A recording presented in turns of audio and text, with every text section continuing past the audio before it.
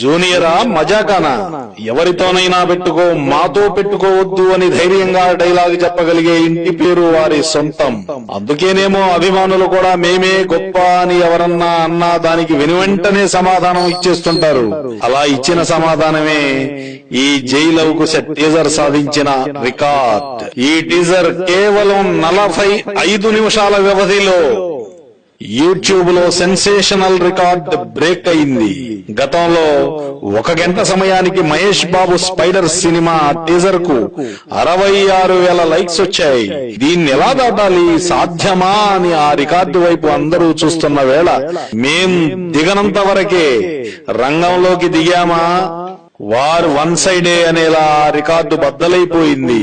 Junior అభిమానుల stamina ఏమిటో ఈ పాటికే అందరికీ తెలిసిపోయింది. ఈ టీజర్ లో జూనియర్ నెగిటివ్ షేడ్ పాత్రలో ముందుకొచ్చాడు. పైగా మాస్ డైలాగ్ వేసిన షాట్స్ కూడా సూపర్ గానే ఉన్నాయి.